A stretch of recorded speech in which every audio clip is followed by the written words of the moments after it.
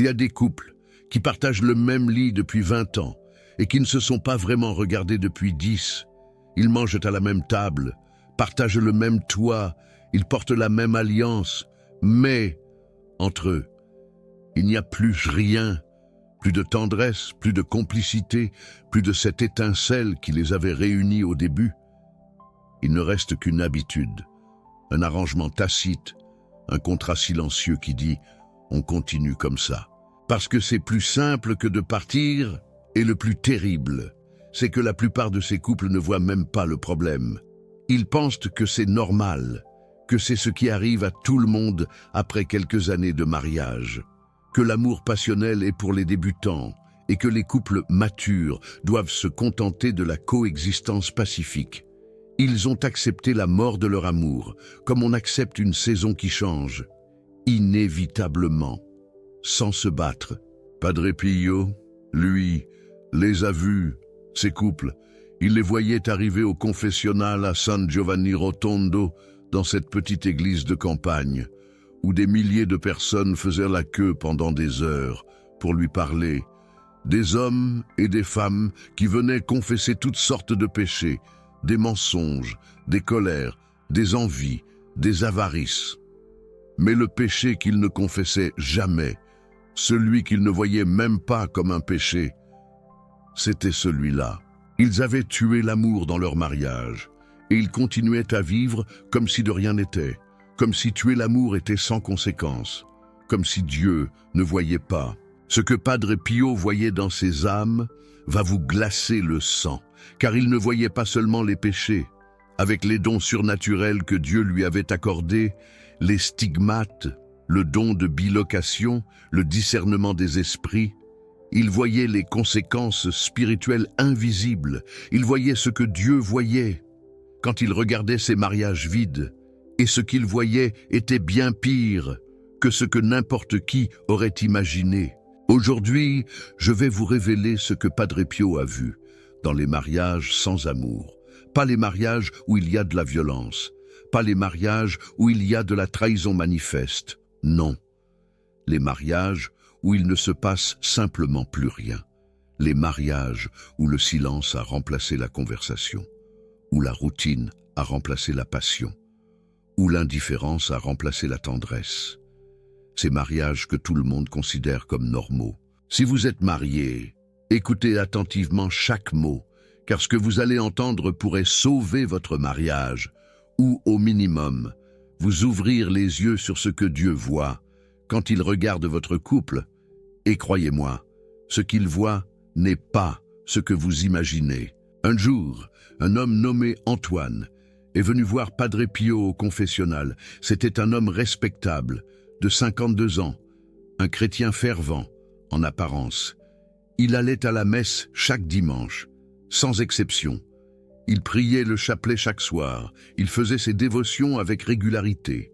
Il donnait à la quête, il aidait à la paroisse, aux yeux de tous. Antoine était un modèle de vertu chrétienne. Mais quand il s'est agenouillé devant Padre Pio, dans l'obscurité du confessionnal, quelque chose d'étrange s'est passé. Padre Pio n'a pas attendu qu'il parle. Il ne lui a pas demandé ses péchés habituels. Il l'a regardé avec ses yeux perçants qui voyaient au-delà du visible, au-delà des apparences, au-delà des masques que les hommes portent, et il lui a dit une chose terrible. « Mon fils, tu viens confesser tes péchés insignifiants. Une impatience ici, un mensonge là, une avarice envers un voisin. Mais le plus grand péché de ta vie, tu ne le vois même pas. Il est tellement énorme que tu ne peux même pas le distinguer. Tu as une femme à la maison, Sophie, et cette femme, tu la traites comme un meuble, tu ne la regardes plus, tu ne lui parles plus vraiment, tu ne la touches plus avec tendresse, pas par méchanceté, pas par cruauté, par indifférence. Et cette indifférence, mon fils, est un péché plus grave que tu ne le penses. C'est un péché qui tue à petit feu, un péché silencieux, le péché préféré du démon. Antoine était stupéfait. Il ne s'attendait absolument pas à cela. Il pensait que son mariage n'avait rien à voir avec la confession. Après tout, il ne se disputait pas, il ne se trompait pas. Ils ne se criaient pas dessus.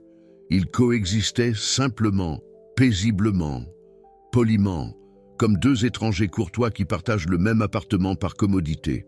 Mais père, nous ne nous disputons jamais. Nous vivons en paix. N'est-ce pas ce que Dieu veut pour un couple? Padre Pio a secoué la tête avec une tristesse profonde. Une tristesse qui venait de tout ce qu'il avait vu dans le monde invisible. Tu confonds la paix avec la mort. Un cimetière aussi est paisible, très paisible même. Mais ce n'est pas là que Dieu veut que tu vives. Le silence de ton mariage n'est pas la paix. C'est le silence d'un cœur qui a cessé de battre. Dieu n'a pas créé le mariage pour que deux personnes coexistent en silence. Il l'a créé pour que deux personnes s'aiment activement, délibérément. Chaque jour, chaque matin, chaque soir, même quand c'est difficile. Surtout quand c'est difficile, car c'est dans la difficulté que l'amour véritable se révèle. Padre Pio a alors révélé à Antoine quelque chose qui l'a secoué jusqu'aux os. Quelque chose qu'Antoine n'oublierait jamais de toute sa vie. Il lui a dit ce qu'il voyait spirituellement, quand il regardait un mariage sans amour. Et ce qu'il voyait était terrifiant. Quand deux personnes se marient devant Dieu, un lien sacré se forme entre elles, un lien invisible, mais aussi réel que des chaînes d'acier. Ce lien est vivant, il respire, il se nourrit, et ce qui le nourrit, c'est l'amour, la tendresse quotidienne, les gestes d'affection, les paroles douces dites sans raison particulière, les sacrifices faits avec joie, les regards de gratitude, les prières partagées. Quand l'amour est vivant et actif, ce lien brille d'une lumière dorée. Il protège le couple, il protège les enfants, il protège toute la famille. Il tient les démons à distance. Aucune force du mal ne peut pénétrer dans un foyer où ce lien brille. Mais quand l'amour meurt et que seule l'habitude reste, ce lien sacré commence à se faner. Il ne disparaît pas immédiatement. Le sacrement est toujours là, la grâce est toujours disponible, mais le lien s'affaiblit, il perd sa lumière. Il devient terne, puis gris, puis presque invisible. Et les démons voient cette faiblesse. Ils ont des yeux pour voir ces choses. Ils voient un mariage où la protection divine s'est amincie, où le bouclier est fissuré. Et ils commencent à attaquer, pas frontalement, subtilement, insidieusement. Antoine ne comprenait pas encore la gravité de ce que Padre Pio lui disait. « Mais père, nous n'avons aucun problème, pas de dispute. Pas de tentation, pas de crise, tout est calme chez nous. » Padre Pio l'a regardé avec une intensité qui l'a fait trembler physiquement. « C'est exactement ce que le démon veut que tu penses, que tout va bien, que le silence est normal, que l'indifférence est acceptable, que le calme plat est un signe de bonne santé. Il ne t'attaque pas avec des tentations spectaculaires, parce qu'il n'en a pas besoin. Pourquoi s'efforcerait-il? Tu es déjà exactement où il veut que tu sois, dans un mariage mort, qui a l'apparence de la vie. C'est sa victoire la plus subtile, la plus complète. Un couple qui ne s'aime plus, mais qui croit que tout est normal. Un couple qui va à la messe le dimanche et rentre chez lui dans le silence. Un couple qui dort dans le même lit, mais vit dans deux mondes différents. Padre Pio a alors raconté à Antoine une vision qu'il avait eue, une vision concernant les mariages sans amour qui l'avait profondément marqué. Il l'avait vu, dans une de ses visions nocturnes, une maison où vivait un couple. De l'extérieur, la maison semblait normale, propre, bien entretenue, des fleurs aux fenêtres, une clôture fraîchement peinte, le portrait d'une famille heureuse. Mais quand Padre Pio regardait avec ses yeux spirituels, avec cette vision surnaturelle que Dieu lui avait accordée, il voyait autre chose. Il voyait que la maison était froide à l'intérieur, pas physiquement froide, spirituellement froide, un froid glacial qui venait de l'absence d'amour, un froid qui s'infiltrait dans les murs, dans le sol, dans l'air même, et dans ce froid, des ombres se déplaçaient, des présences sombres, difformes, qui se nourrissaient du vide entre les deux époux, qui grandissaient dans le silence, qui se renforçaient à chaque jour sans tendresse, à chaque nuit sans prière commune. à chaque repas sans conversation véritable, à chaque regard évité. Padre Pio disait que ces ombres n'étaient pas là par hasard. Elles étaient attirées par le vide, comme les mouches sont attirées par la nourriture en décomposition. L'amour remplit un mariage et ne laisse pas de place pour les forces du mal. C'est un mur de lumière que les démons ne peuvent pas traverser, mais quand l'amour se retire, il laisse un espace vide, et cet espace est immédiatement occupé par autre chose. Car le monde spirituel ne tolère pas le vide. Jamais, soit l'amour de Dieu remplit votre mariage, soit les forces des ténèbres le rempliront. Il n'y a pas de position neutre, il n'y a pas de no man's land spirituel. Absolument pas. Ce que Padre Pio révéla ensuite est encore plus troublant, et cela concerne directement les enfants qui grandissent dans ces foyers. Il a dit à Antoine que les enfants qui grandissent dans un mariage sans amour subissent des dommages spirituels dont personne ne parle. Pas des dommages psychologiques, bien que cela existe aussi et soit bien documenté. Des dommages spirituels, invisibles mais profonds, car les enfants absorbent l'atmosphère spirituelle de leur foyer comme une éponge absorbe l'eau. Ils n'ont pas de filtre, ils n'ont pas de défense. Si cette atmosphère est remplie d'amour, de prière, de tendresse entre les parents, les enfants sont protégés, leurs âmes sont nourries, leur foi grandit naturellement comme une plante dans un sol fertile. Mais si cette atmosphère est froide, vide, morte, les enfants grandissent avec une faim spirituelle qu'ils ne savent pas nommer, une faim qui les poursuivra toute leur vie, une faim qui les poussera plus tard à chercher de l'amour au mauvais endroit, dans les mauvaises relations, dans les addictions, dans tout ce qui peut remplir le vide que leurs parents ont créé par leur indifférence mutuelle. C'est tragique. Antoine a commencé à comprendre la gravité de ce que Padre Pio lui disait. Ce n'était pas juste un problème de couple, c'était un problème spirituel qui affectait toute sa famille, ses enfants, et peut-être même les générations futures, car un enfant qui n'a jamais vu l'amour véritable entre ses parents aura du mal à aimer véritablement à son tour. Padre Pio lui a alors posé une question qui a changé sa vie.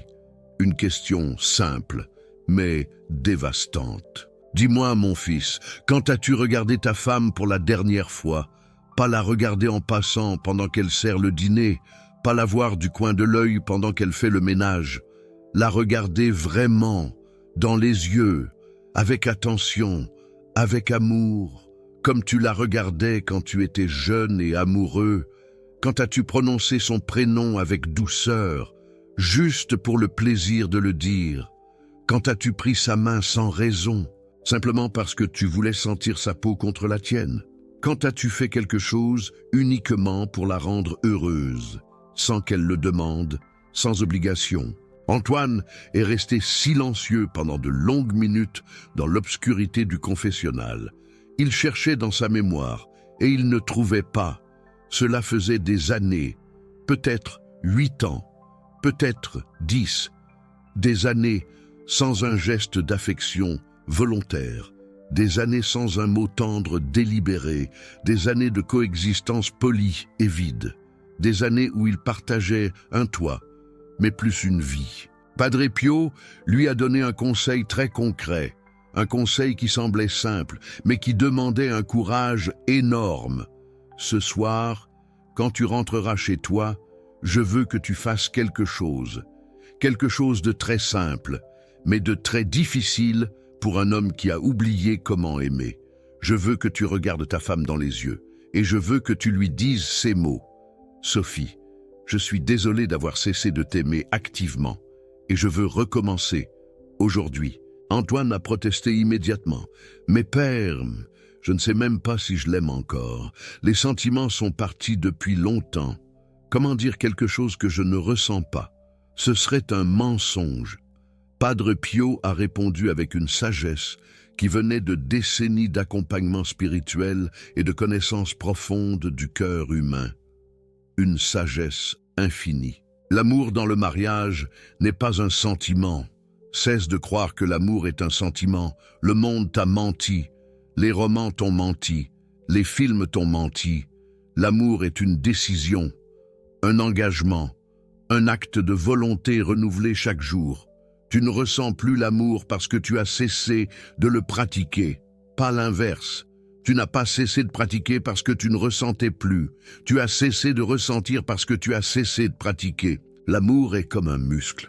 Si tu ne l'utilises pas pendant des années, il s'atrophie, il semble mort, mais si tu recommences à l'exercer, à le solliciter, à le forcer à travailler, il reviendra. Pas immédiatement, pas en un jour, peut-être pas en un mois, mais il reviendra, car le sacrement que tu as reçu le jour de ton mariage est toujours vivant. La grâce est toujours disponible. Elle attend simplement que tu ouvres la porte, que tu fasses le premier pas, que tu prononces le premier mot. Antoine est rentré chez lui ce soir-là avec le cœur battant comme celui d'un adolescent. Il avait les paumes moites, il avait peur d'être ridicule, peur d'être rejeté, peur de briser le confort du silence, la peur de toute une vie. Il observa sa femme, Sophie, qui préparait le dîner en silence, comme chaque soir depuis des années. Elle ne l'avait même pas entendu entrer, et pour la première fois depuis des années, il la vit vraiment. Il vit ses rides, qui n'étaient pas là quand il s'était marié il y a 30 ans, ses cheveux gris, qu'elle essayait de cacher avec une teinture bon marché, ses mains fatiguées et rougies par des années de travail domestique ingrat, son dos légèrement courbé par la fatigue, et il ressentit quelque chose qu'il avait oublié. Non pas de l'amour passionnel, mais de la compassion, de la gratitude, de la tendresse pour cette femme qui était restée à ses côtés malgré tout, malgré le silence, malgré l'indifférence, malgré les années de vide. Il lui dit les mots que Padre Pio lui avait demandé de dire. Sa voix tremblait. Sophie le regarda avec surprise, puis avec méfiance, puis avec confusion, puis ses yeux se sont remplis de larmes. Des larmes qui attendaient depuis des années de couler, car elle aussi souffrait de ce vide. Elle aussi se demandait si leur mariage avait encore un sens. Elle aussi s'était résignée à vivre dans l'habitude. Mais elle avait toujours espéré, quelque part au fond d'elle-même, que quelque chose changerait un jour. Ce soir-là, pour la première fois depuis des années, ils ont parlé, vraiment parlé, pas de logistique, pas des factures, pas des enfants, pas du toit qui fuyait, d'eux, de ce qu'ils avaient perdu, de ce qu'ils voulaient retrouver, de ce qu'ils ressentaient dans ce silence qui durait depuis trop longtemps. La conversation a duré jusqu'à minuit, et à la fin, ils ont prié ensemble, main dans la main. Pour la première fois depuis leur mariage, Padre Pio a suivi ce couple pendant des mois. Le chemin n'a pas été facile. Il y a eu des rechutes, des soirs où le silence revenait comme une vieille habitude, des moments où l'indifférence reprenait ses droits. Mais chaque fois, Antoine se souvenait des paroles de Padre Pio. L'amour est une décision, pas un sentiment. Et il décidait d'aimer à nouveau, consciemment, délibérément, même quand il n'en avait pas envie. Il choisissait de la chérir, malgré le poids des années, malgré la routine implacable. Il essayait de voir en elle la jeune femme qu'il avait épousée, celle dont il était tombé amoureux. Mais Antoine n'était pas le seul. Padre Pio voyait ce même schéma se répéter sans cesse dans son confessionnal. Des dizaines, des centaines de couples venus de toute la France, de toute l'Europe, avec le même problème invisible. L'amour avait disparu. L'habitude avait pris sa place, et personne ne pensait que c'était un problème spirituel. Personne ne pensait que c'était un péché. Personne ne réalisait que l'érosion lente de l'amour était une blessure profonde à l'âme. Il y avait Isabelle, une femme de 45 ans, mère de 4 enfants, qui vivait dans un village près de Lyon. Son mari, Thierry, travaillait dans les champs toute la journée. Il partait avant l'aube et rentrait après le coucher du soleil. Il mangeait en silence le repas qu'elle avait préparé. Il regardait la télévision et il allait se coucher. Pas un mot, pas un geste, pas un regard. Chaque jour, depuis 15 ans, Isabelle avait fini par croire que c'était normal, que tous les mariages finissaient comme ça, que l'amour était un luxe réservé aux riches et aux jeunes, que le bonheur conjugal était une chimère. Quand elle est venue voir Padre Pio, ce n'était même pas pour parler de son mariage, c'était pour un problème de santé, des douleurs chroniques dans la poitrine que les médecins ne pouvaient pas expliquer. Elle pensait souffrir d'une simple angoisse. Mais Padre Pio a immédiatement vu autre chose, quelque chose que les médecins ne pouvaient pas voir avec leurs instruments, quelque chose de plus profond, de plus insidieux. « Ma fille, ta maladie n'est pas dans ton corps, elle est dans ton cœur. Tu as un cœur qui meurt de soif d'amour, et cette soif non étanchée depuis tant d'années rend ton corps malade. Ton corps crie ce que ta bouche n'ose pas dire. Dis-moi, quand ton mari t'a-t-il tenu la main pour la dernière fois? Quand a-t-il pris le temps de t'écouter, de te consoler, de simplement être présent pour toi? » Isabelle a éclaté en sanglots, des sanglots violents qui semblaient venir de très loin, de très profond. Elle a réalisé qu'elle ne s'en souvenait même plus, peut-être 10 ans, peut-être 15, peut-être depuis la naissance de leur dernier enfant. La main de son mari ne l'avait plus touchée avec tendresse depuis si longtemps qu'elle avait oublié la sensation. Elle avait oublié la chaleur de sa peau, la douceur de son contact. Elle avait oublié ce que c'était d'être aimée et chérie. Padre Pio a expliqué quelque chose de profond sur le mariage, que peu de prêtres osent dire. Quelque chose de tellement vrai que cela fait mal à entendre. Quelque chose qui remet en question les fondations mêmes de leur union. Le mariage sacré n'est pas seulement un contrat légal devant Dieu, ce n'est pas un papier signé à la mairie. C'est un organisme vivant, comme un arbre planté par Dieu lui-même. Il a des racines, un tronc, des branches, des feuilles, des fruits. Et comme tout organisme vivant, il a besoin d'être nourri pour survivre. L'eau de cet arbre, c'est l'amour concret, les gestes de tendresse quotidiens, les paroles douces prononcées le matin et le soir, les regards attentifs qui disent « Je te vois, tu existes, tu comptes pour moi », les sacrifices faits avec joie et non avec ressentiment, c'est l'attention constante, le soin délicat, l'investissement personnel. Si tu arrêtes d'arroser un arbre, il ne meurt pas immédiatement. Il survit un temps grâce à ses réserves. Il perd d'abord ses feuilles. Ses branches sèchent les unes après les autres. Son écorce se fissure. Il a toujours l'apparence d'un arbre. Il est toujours debout, mais il est en train de mourir de l'intérieur. C'est exactement ce qui se passe dans votre mariage. L'arbre est encore debout. Vous vivez encore sous le même toit.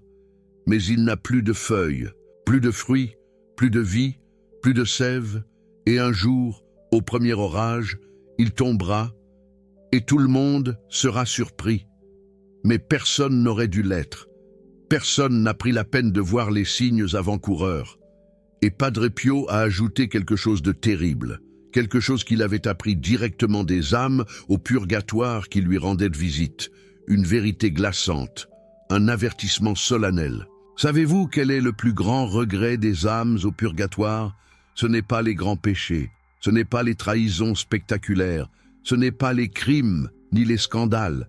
Le plus grand regret, celui qui fait le plus souffrir les âmes dans les flammes purificatrices, c'est l'amour qu'elles n'ont pas donné, les mots de tendresse qu'elles n'ont pas prononcés alors qu'elles auraient pu le faire, les gestes d'affection qu'elles ont retenus par orgueil, par paresse ou par habitude, les occasions d'aimer qu'elles ont laissées passer en pensant qu'il y aurait toujours demain.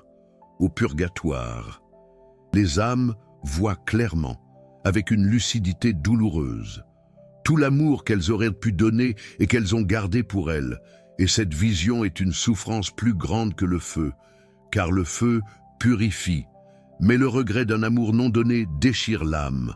La regret ronge, dévore et consume éternellement. Isabelle est rentrée chez elle transformée par ces paroles.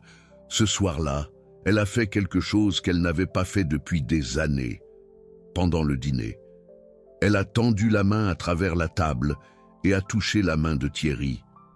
Un simple geste, léger, presque timide. Thierry a sursauté comme si un courant électrique l'avait traversé. Il la regardait avec des yeux étonnés, écarquillés, confus. Il ne savait pas quoi faire. Ses mains étaient rugueuses, calleuses, habituées à la terre et aux outils, pas aux gestes de tendresse. Il avait oublié ce que c'était d'être touché avec amour.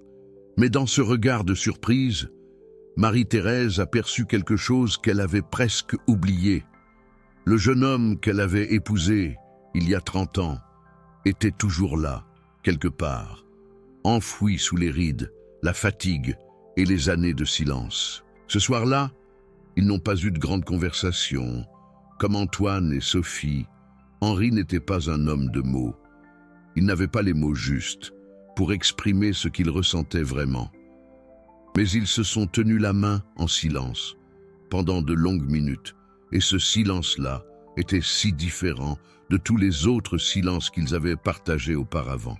C'était un silence rempli, un silence vivant, un silence chaud, un silence où l'amour recommençait à circuler, timidement, comme un fin filet d'eau dans un lit de rivière, asséché depuis si longtemps. Padre Pio avait aussi des paroles très dures pour ceux qui utilisaient l'excuse de la fatigue, du travail ou des enfants pour justifier la mort de l'amour dans leur mariage.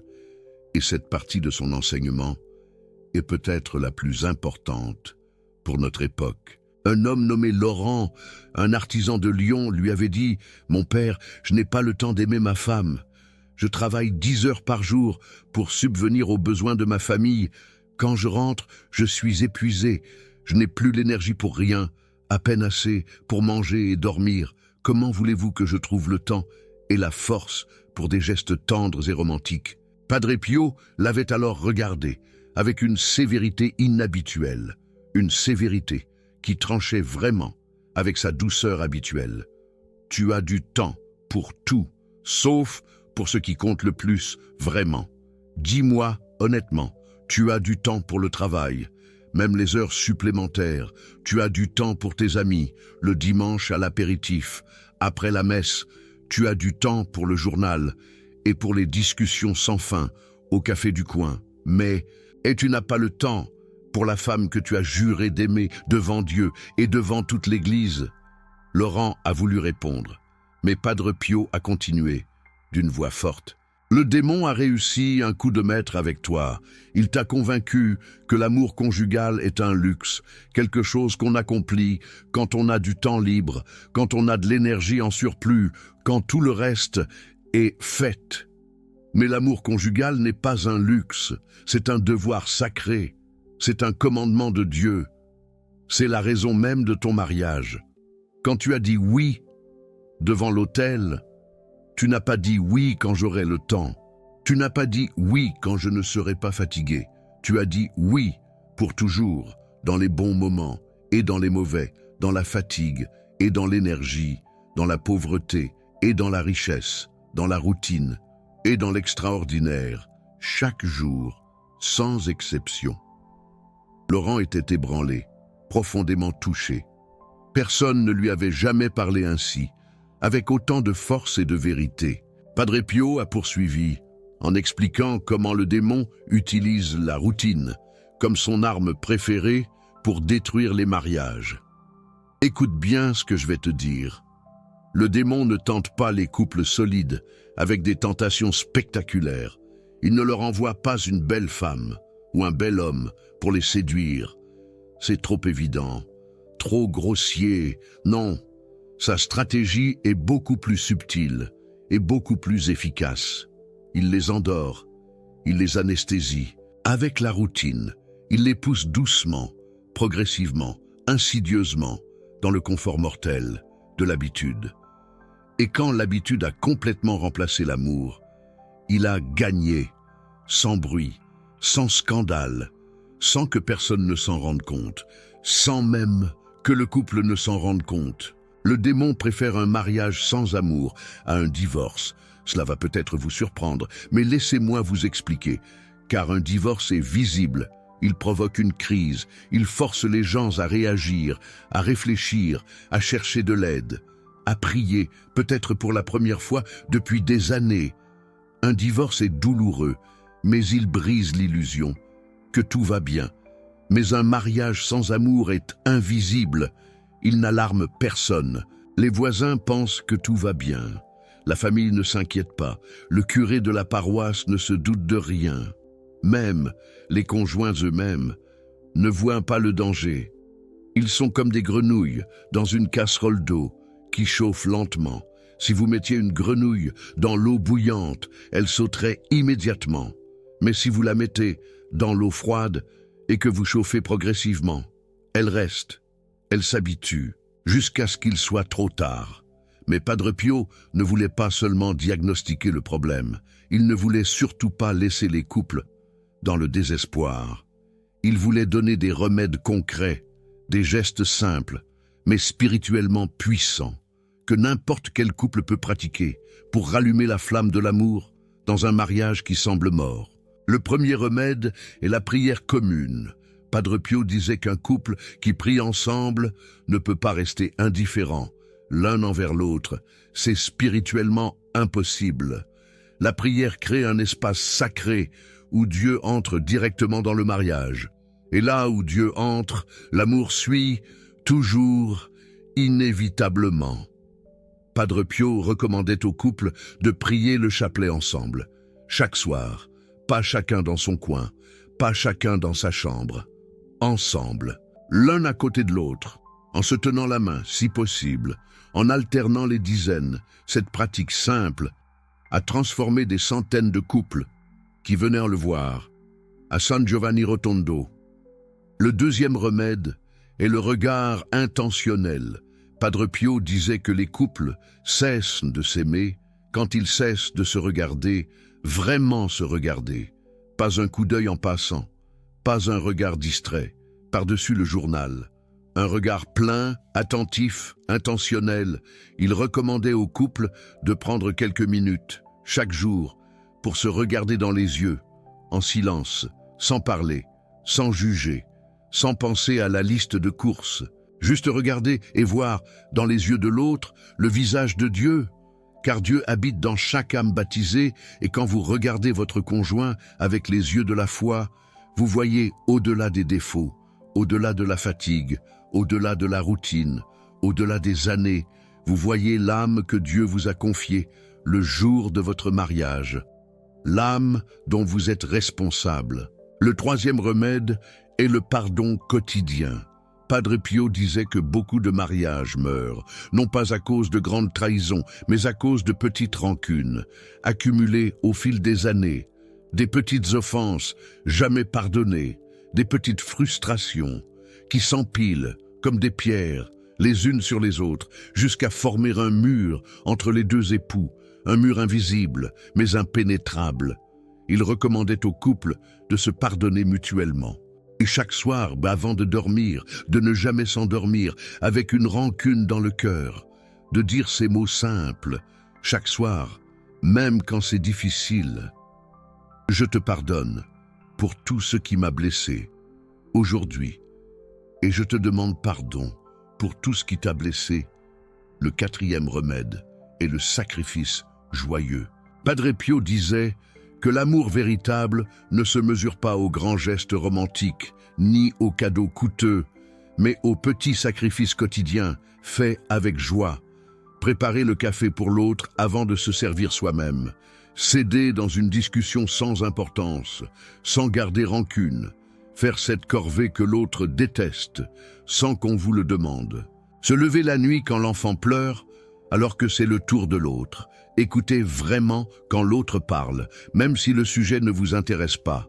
Ces petits actes de service quotidien sont le carburant de l'amour conjugal. Ils semblent insignifiants aux yeux du monde, mais ils sont énormes aux yeux de Dieu. Chacun de ces gestes nourrit l'arbre du mariage. Le cinquième remède est la gratitude exprimée à voix haute. Padre Pio disait que les couples cessent de s'aimer quand ils cessent de se remercier, quand ils commencent à considérer les gestes de l'autre comme des dus, comme des obligations. Il recommandait de remercier son conjoint chaque jour pour quelque chose de spécifique, pas un merci général en l'air, un merci précis et sincère. Merci d'avoir préparé ce repas. Il était délicieux. Merci d'avoir écouté quand j'avais besoin de parler. Merci de travailler si dur pour notre famille. Merci d'être là. Simplement d'être là. Ces paroles de gratitude sont comme de l'eau fraîche versée sur les racines assoiffées de l'arbre du mariage. Elles le maintiennent en vie. Elles le font refleurir. Padre Pio a aussi donné un avertissement solennel aux couples qui pensaient que leur mariage sans amour n'avait pas de conséquences réelles, qui pensaient qu'on pouvait vivre indéfiniment dans l'indifférence, sans que cela ne coûte quoi que ce soit. Chaque jour où vous vivez ensemble sans vous aimer activement, vous perdez des grâces précieuses que Dieu voulait vous donner à travers votre sacrement. Le sacrement du mariage est une source de grâce inépuisable, un puits qui ne se tarit jamais, mais cette grâce ne coule que si le canal est ouvert. Et le canal, c'est l'amour actif. Quand l'amour cesse de circuler, la grâce cesse de couler. Vous avez toujours le sacrement, le puits est toujours là, mais vous n'en bénéficiez plus. C'est comme avoir un puits d'eau fraîche dans votre jardin et ne jamais y puiser. Vous mourrez de soif à côté d'une source intarissable. Et il ajoutait cette parole, qui faisait trembler tous ceux qui l'entendaient. Au jour du jugement, Dieu ne vous demandera pas si vous avez été fidèle, au sens où le monde l'entend. Il ne vous demandera pas seulement si vous avez évité l'adultère physique, il vous demandera si vous avez aimé activement, délibérément, concrètement, chaque jour de votre mariage, si vous avez choisi d'aimer, même quand c'était difficile, même quand c'était ennuyeux, même quand la routine vous poussait vers l'indifférence, même quand votre conjoint ne le méritait pas selon vos critères humains. Car l'amour n'est pas un sentiment qui vient et qui part comme les saisons. L'amour est un choix, le choix le plus important de votre vie, et vous devez le renouveler chaque matin au réveil et chaque soir avant de dormir. Si vous êtes dans un mariage où l'amour a disparu, si vous vous reconnaissez en Antoine, en Sophie, en Pierre ou en Isabelle, sachez ceci, il n'est pas trop tard. Il n'est jamais trop tard, tant que vous respirez encore. Padre Pio a vu des couples qui n'avaient pas échangé un mot tendre depuis 20 ans. Retrouver l'amour, non pas un amour adolescent plein de papillons dans le ventre, un amour plus profond que cela, plus mature, plus fort, plus vrai. Un amour forgé dans le sacrifice et la décision, un amour qui ne dépend pas des émotions, mais de la volonté, un amour qui ressemble à celui de Dieu lui-même, qui nous aime non pas parce que nous le méritons, mais parce qu'il a choisi de nous aimer. Mais il faut commencer, il faut faire le premier geste, le premier mot, le premier regard. Quelqu'un doit briser le silence. Quelqu'un doit être assez courageux pour dire « ça suffit ». Je refuse de vivre dans un mariage mort. Je choisis la vie. Je choisis l'amour. Ce que vous venez d'entendre, Padre Pio l'a enseigné à des milliers de couples, pendant 50 ans de confession quotidienne à San Giovanni Rotondo. Des milliers de mariages sauvés par ces paroles simples, mais puissantes. Des milliers de familles protégées par ces gestes concrets. Et maintenant, cet enseignement est entre vos mains. Padre Pio vous le confie depuis le ciel. Si cette révélation vous a touché au plus profond de votre cœur, si vous sentez que quelque chose doit changer dans votre mariage ou dans votre manière de comprendre l'amour, cliquez sur le cœur doré en dessous de cette vidéo, le Super Thanks. Ce n'est pas un simple geste pour soutenir cette chaîne, c'est un engagement solennel que vous prenez, devant Dieu et devant Padre Pio. C'est vous qui dites « Je refuse de vivre dans un mariage mort. Je choisis l'amour actif. Je choisis de faire le premier geste ce soir. Chaque Super Thanks est une prière vivante pour votre couple. Chaque Super Thanks est un acte de foi en la grâce que Dieu a placée dans votre sacrement de mariage et qui attend d'être libéré. Padre Pio continue d'intercéder pour les couples qui souffrent en silence dans l'indifférence, pour ceux qui ont oublié comment s'aimer, pour ceux qui croient qu'il est trop tard. Rien n'est trop tard avec Dieu, aucun mariage n'est trop mort pour que Dieu ne puisse le ressusciter, car celui qui a ressuscité Lazare après 4 jours dans le tombeau peut certainement ressusciter un amour qui semble mort depuis des années. Maintenant, dans les commentaires, écrivez depuis combien de temps vous n'avez pas dit « je t'aime » à votre conjoint. Soyez honnête avec vous-même. Et écrivez aussi ce que vous allez faire ce soir pour commencer à changer les choses. Un geste, un mot, un regard. Écrivez-le ici comme un engagement public devant cette communauté de foi. Et écrivez « amour ». Si vous voulez que Padre Pio intercède spécialement pour votre couple, cette nuit, que Padre Pio accorde à chaque couple qui écoute ces paroles la grâce de redécouvrir l'amour véritable. Que la Vierge Marie, qui a vécu le plus beau et le plus saint mariage de l'histoire avec Saint Joseph, intercède puissamment pour vos foyers. Que le Sacré-Cœur de Jésus brûle dans chaque maison où l'amour s'est éteint et le rallume avec une flamme éternelle, que rien ni personne ne pourra jamais éteindre. Ce soir, regardez votre conjoint, vraiment, comme au premier jour, et faites le choix d'aimer, car l'amour est toujours un choix. Et ce choix, renouvelé chaque jour, peut tout changer. Que la paix de Dieu habite dans votre mariage. Que la grâce du sacrement coule à nouveau comme une rivière, et que Padre Pio veille sur votre couple, maintenant et pour toujours. Amen.